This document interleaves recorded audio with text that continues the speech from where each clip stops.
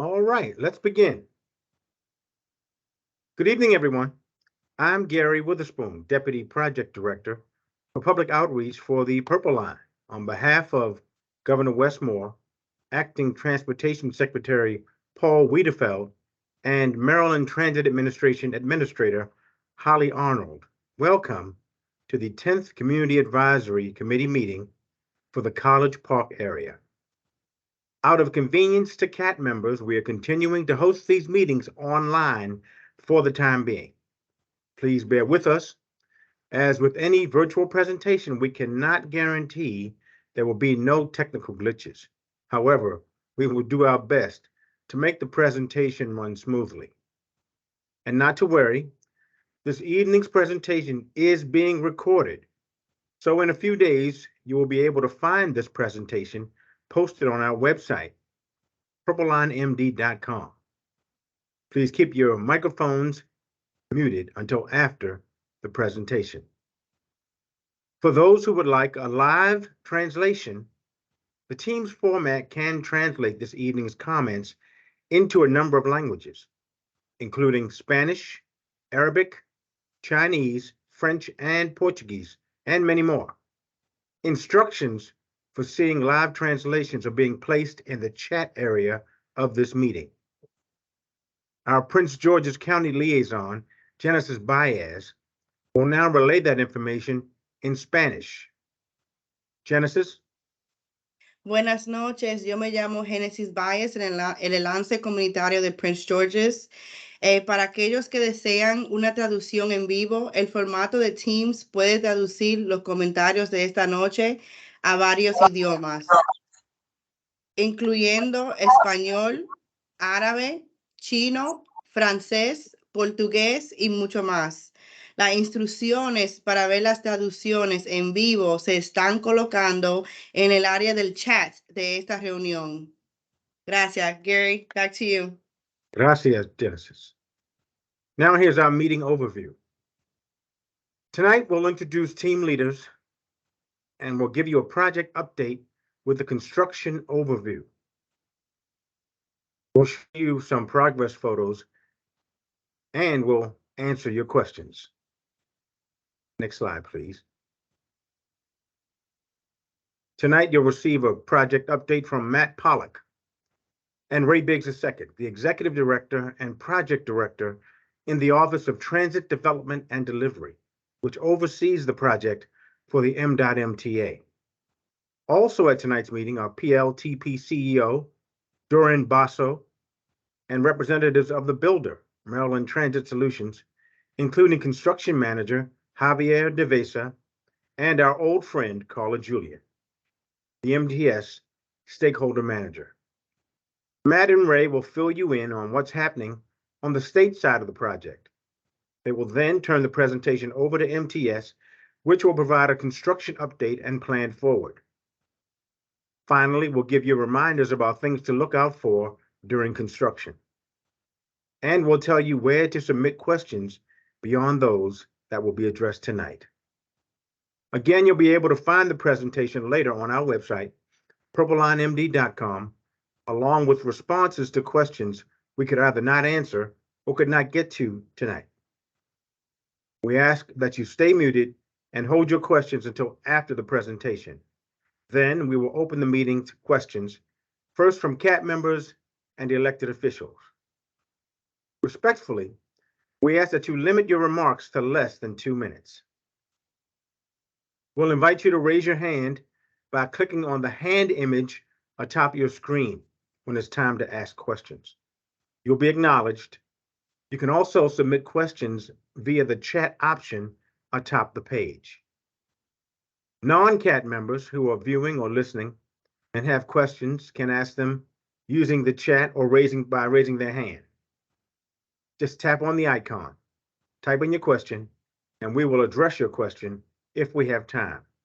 If your question is not addressed tonight, don't worry, all questions will be answered later in a question and response posting on the website. Similar questions will be combined, so you may not see your question posted verbatim. Thank you for joining us. Here's Matt Pollock. All right. Well, good evening, everyone. Thanks for taking time out of your busy schedules to join us tonight. Our community advisory teams, which we refer to as CATs, are an important part of the Purple Line project. Our first bullet highlights the purpose of our CATs meetings, which are open to the public and provide an opportunity for the Purple Line team to communicate and interact directly with you, our stakeholders. Stakeholders that are designated as CAT members are further encouraged to proactively share Purple Line information with their associated organization and the overall community. We also look to our CAT members to gather feedback from their stakeholders and engage directly with the Purple Line outreach team as questions or concerns arise. Let's move on to the organization slide. Here is the Purple Line project organizational structure that has been in place since April of this year. Our new design-build contractor, Maryland Transit Solutions, is shown on the left side of the slide. The other parties shown here have remained in place on this public-private partnership, including our concessionaire, Purple Line Transit Partners, or PLTP, our engineer of records, Atkins, our car builder, CAF, and our operator, Purple Line Transit Operators, which consists of two companies, Alternate Concepts, which we call ACI, as well as CAF. All right, next slide. Let's take a look at the revised project schedule. The new design-build contract was executed in April last year. During the spring, MTS engaged in its mobilization efforts, signing subcontracts, planning field activities, and performing due diligence inspections in the field. MTS construction activities ramped up over the summer, and active Purple Line construction can be seen across the entire alignment. With all the work moving forward, we're looking forward to light rail vehicles to start arriving at the new Glen Ridge Operation and Maintenance Facility off of Veterans Parkway later this year into winter and early next year. The test track area, which is centered around the Glen Ridge Operations and Maintenance Facility, is scheduled for completion in the summer of 2024, kicking off a period of intensive local testing, integrated testing, and initial operator training while construction continues elsewhere along the alignment. In winter 2025, construction across the entire alignment will have progressed enough to allow for system-wide testing, full operational training, and the commissioning activities necessary to prove out a safe and ready light rail line. Passenger service is scheduled to begin in the fall of 2026. Now, as the Washington Post recently and correctly reported, our concessionaire's technical advisor has identified project challenges that they believe represent a potential 7-month slip in the overall schedule. Purple Line is a large, complex project being constructed in a densely populated urban area. Most of these complex projects encounter difficult and sometimes unforeseen challenges on a regular basis. As these challenges arrive, our primary duty is to seek out implementable paths forward that mitigate those potential impacts. For our current set of challenges, MTA, PLTP, and our constructor, MTS, formed a schedule mitigation tiger team in October to work closely together and focus on work sequences, alternative plans, and other options for working around the challenges that are threatening to impact the project schedule. At this time, there has not been a change to the contractual date for passenger service. Once we've agreed upon and implemented a revised path forward, we can then evaluate the revised schedule to determine what the resultant project delay will be, if any.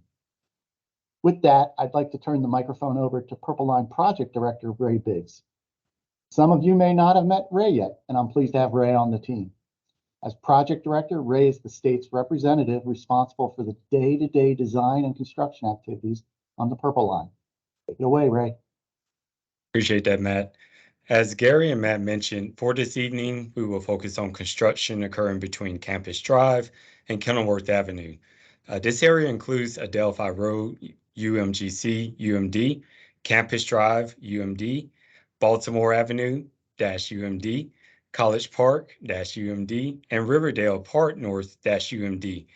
As you may have noticed, these 5 station names end in UMD, which is noteworthy because with a valid University of Maryland ID, you will be able to ride for free between these 5 stations. Each station will feature art installations, benches, trash bins, and message boards providing train arrival and departure information. Over the next few slides, we will show you renderings and designs for the 5 stations, and you will see a locator map to the left to orient you to the area, identifying where the station will be located. And on the right side, an engineering plan will highlight design features about that station. You will see very specific details on these, such as the lighting, shelters, and catenary pole locations. Next slide. This rendering here is a generic representation of a center platform station. Is not specific to the landscape of Campus Drive, where our Delphi Road UMGC-UMD station is located. The purple line will operate in the center lanes with vehicular traffic on either side of the train. Next slide. This slide has design details for the Adelphi Road, UMGC, UMD, as well as the locator map. This station is located as the western part of Campus Drive. Next slide. Here you see a rendering of the Campus Drive UMD station, which is located in the middle of University of Maryland's campus near Adele Stamp Student Union. And at this stop, there is a separate platform for westbound and eastbound trains, as you can see here. Next slide. Here's the graphic featuring the design details for the Campus Drive UMD station, as well as the locator map there at the left. Next slide. Here's a rendering of a generic representation of a side platform station, which is not unique to this landscape area. The next 3 stations are side platforms for Baltimore Avenue UMD, College Park UMD, and Riverdale Park North UMD. The train will arrive in between the 2 platforms with one for westbound and eastbound. Next slide. The graphics here feature details for the Baltimore Avenue UMD station on Rossborough Lane, as well as the locator map. From here, riders can easily access Baltimore Avenue to visit the diverse options of shops and restaurants in the area or make their way onto University of Maryland campus. Next slide. The graphics here give the details of the College Park UMD station adjacent to the CSX and Metro tracks, as well as the locator map. This station allows riders to have easy access to a transit hub at the College Park Metro, connecting riders to local and regional bus services. Next slide. The graphics here have the details for the Riverdale Park North UMD station, as well as the locator map, as you can see here on the left. This station is currently under construction, which you will hear more about later in the presentation. Next slide. So now let's take a look at what we have accomplished so far. As you can see, work along the project alignment has progressed quite nicely if you have been out there on the alignment. Construction of 5 bridges, including the elevated station at Kenilworth Avenue and Riverdale Road, opening the reconfigured bus loop at the College Park UMD station, beginning construction of 4 stations, which include Glen Ridge, Riverdale Park North UMD, as I previously mentioned, Silver Spring Library, and Silver Spring. And we also opened the Sleeper Underpass in Chevy Chase. And as we've noted before in the past, we completed production of 26 of 28 light rail vehicles. Now in the upcoming slides, we will highlight work in the College Park area, and I will pass the meeting to one of our construction managers that we have on the project, Javier Devesa. Javier.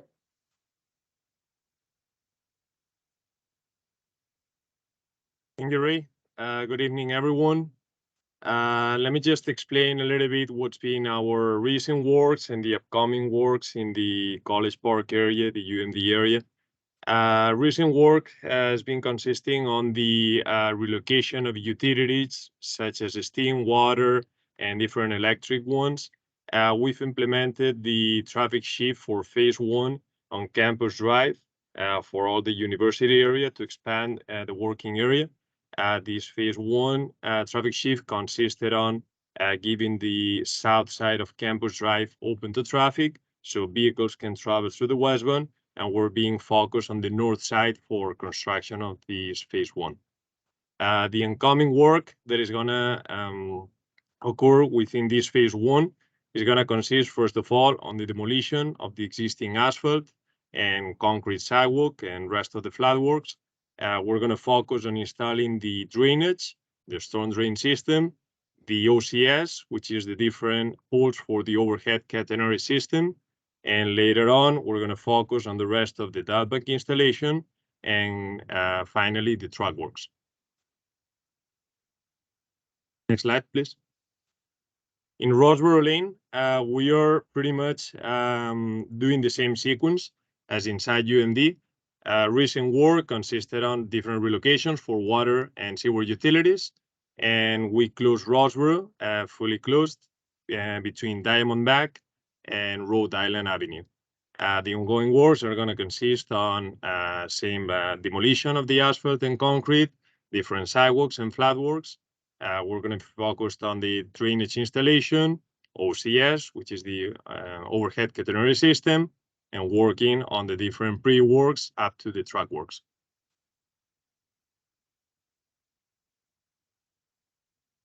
Next slide, please.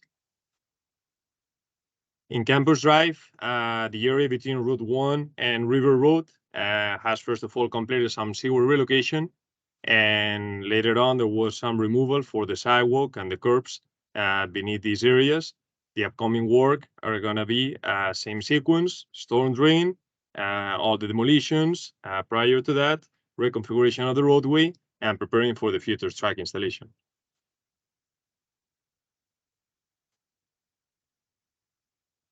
In the underpass, that's been the most visible area so far accomplished. We opened a sidewalk in the south side of the underpass and completed the works for the track 1. Currently, we have both tracks, track 2 in the north, track 1 in the south, and we're going to be, our future works are going to consist on the filling of the area between both tracks, so we can fully complete all the roadway and track works within the underpass.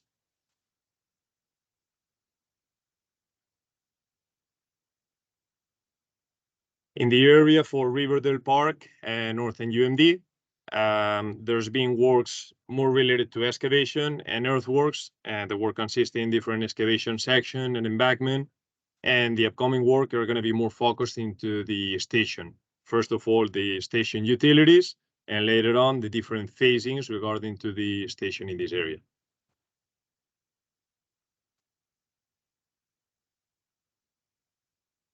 Campus Drive is one of our main areas of work. First of all, we are working closely with UMD to try to address all the possible issues that we may have there and try to properly resolve them. Our main focus is student safety, people safety. We acknowledge that this is a big campus. There's a lot of students and faculty members working there, and we need to try to mitigate all possible issues for the day-to-day life. So we are closely working with UND to try to identify which areas can be improved, which areas can be mitigated in our work, and provide the proper solutions for that. The former M circle, which is the center area of that intersection, is being limited to one lane going westbound. The traffic will be able to go into the south side of the Campus Drive. All our works are going to be focused on the north side, which we're going to accomplish the previous works that I explained in the previous slides. Pedestrian access are being maintained through the whole area. Every pedestrian can access from west to east and from east to west in the campus, and trying to access all the different buildings as well.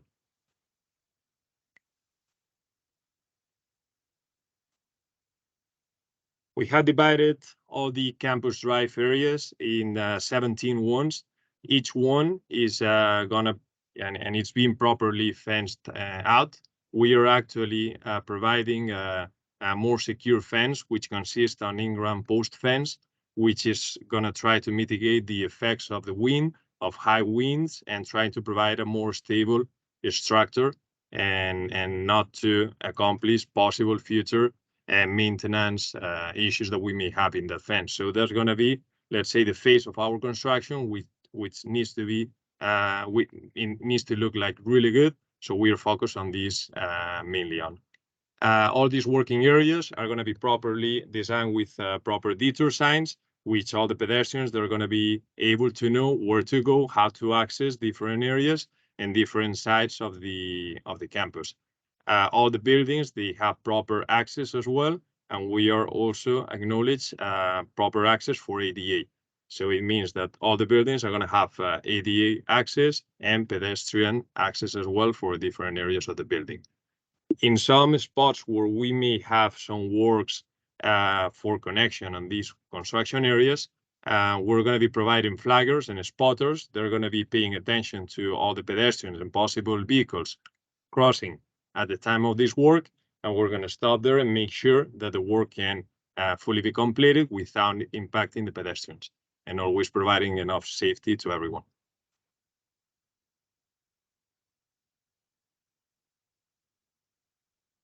There's going to be different closures occurring within this area. The first one is the Union Drive that is being closed between Championship and Campus Drive in Union Lane. There's different detours also provided for Regents Drive, for the Turning Hall and the Coliseum, and for the Roseboro area. Every detour is being properly detoured with the signs so everybody can understand where to go and how to access the fastest path.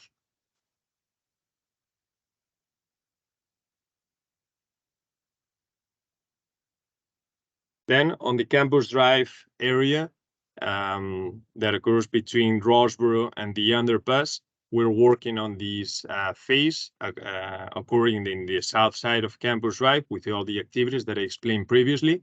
All the traffic can anyway flow through west side and the eastbound as well. So there's a 1 lane per side on the north side of the road, and all the work is being occurred on the south side. Pedestrian access also is available within all the entire section. Everything is properly detoured and is properly assigned, so every pedestrian knows exactly where to go.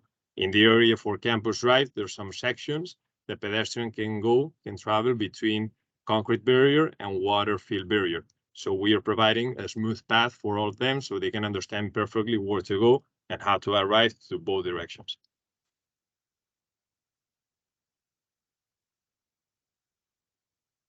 And I would like then to introduce our stakeholder manager, Carla Julian. Good evening, everybody. Thank you, Javier. Again, we are meeting daily with different businesses and stakeholders. If you're not already signed up, we do have a 24-hour hotline that you can call with any questions or concern. We are meeting almost daily with impacted businesses and mitigating where possible any construction impacts. And if you were not signed up for construction notifications, definitely do that. That's where you're going to learn about all of these closures and impacts that Javier just went through. And as usual, we are hosting community advisory teams, and we will continue to do that through the project. Next slide, please. You have heard that we do have a lot of traffic impacts. So as part of our maintenance of traffic patterns, you're going to see both works on side of the roadways. There may be sidewalk closures that are changing pretty regularly, and you will get notifications, or you can look on the website for those notifications. And you're going to see a lot of cones, barrels, and then sometimes flag people. Sometimes our underground utility work may require steel plates. So if you see those, if you see anything that looks off, please call our hotline or any of our numbers that you have, and we have teams available to address that immediately. And as always, pedestrian and driver safety is number one, so please stay alert during as you traverse through the project work zone. Now I'll turn it back over to Gary. Thank you. Thank you, Carla. Well, this concludes our CAT presentation.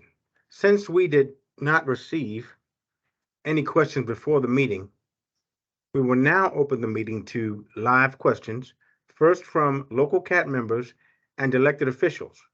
Respectfully, please keep your remarks brief. Non-CAT members who are viewing or listening to the meeting and have questions can either raise your hand or use the chat function on your screen. Just click on or tap the chat icon, type in your question, and we will address your question if we have time. Again, if your question is not addressed tonight, all questions will be addressed later in a question and response posting on the website. Additionally, you can send follow-up questions for the next week to outreach@purplelinemd.com. Outreach@purplelinemd.com. Are there questions? Please raise your hand.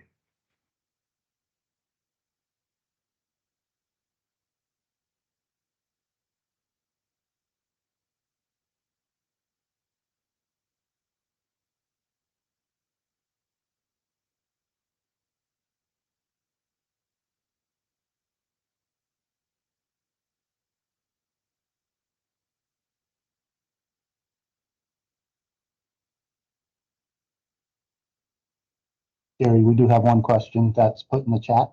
It's from Eric Valentine. Yes. Is Do you there want a to go over- meets and bounds description of the Purple Line through College Park? If so, where can I access it? I will have to check on that, Eric. We'll take that question back and respond to it in writing as part of our official response to this meeting. And if we find the meets and bounds, we'll not only say yes, we will provide access to it. Okay, thank you. We have a question from Jacob Glazer. Yeah, hello. So I've heard, I was told by some Purple Line staff members back last summer that there is once the Purple Line opens, Campus Drive might be closed in certain sections to private automobiles. Is that something that's still on the table? And at what point would we be able to have a look at what the final road layout will look like with road markings and all? Yeah, absolutely. Thanks for that. We can confirm that. It's still the plan that the Campus Drive area that is, and maybe I'll defer to Javier on this. I think it's from the M through Campus Drive past the Stamp Union and then coming out near the throwing fields. That entire section is going to be just for the light rail train and buses. But Javier, can you help me on that one? Yeah, correct. There's the intention. So all this section from the Stamp Student Union M Circle is going to be through the train. So that would be the idea. Correct. Okay. And Jacob, we can take that question back, and we have drawings that we can put out there and post along with the question response official. That would be great. Thank you. Yeah, absolutely. Okay, Courtney Brown has a question. I actually just wanted to follow up with a comment. There will be vehicle traffic westbound on Campus Drive in that stretch that you described.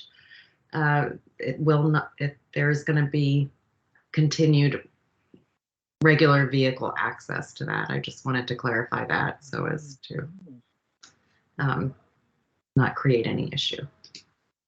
Courtney, can you discuss that a little bit? Because I believe the question was the final condition when the trains are running at the end. I thought that was not going to be open to public vehicles. It will be open to public vehicles going westbound only. The train will travel westbound and eastbound, and transit vehicles will be able to go both directions, but that westbound lane will be shared with regular vehicles.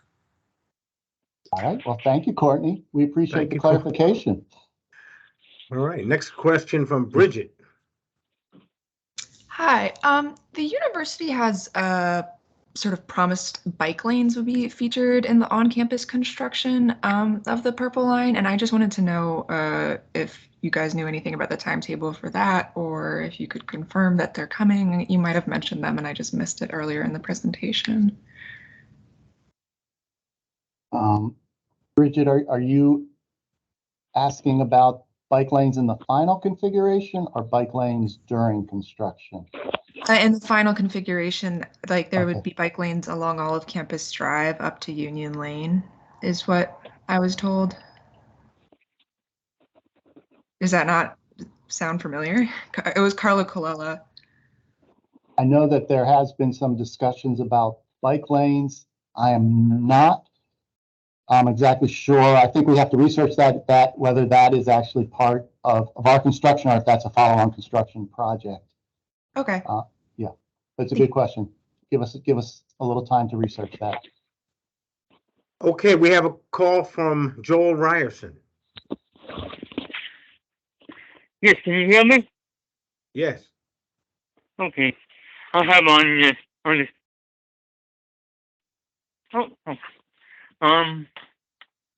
was on the bus the last time I was over the University of Maryland, and I noticed they had a detour. I couldn't get all the way up to the up to the construction. But I just trying to visualize how it was. So, and I guess my question is when is road program need detour be over with, so the bus operators can go on the campus drive.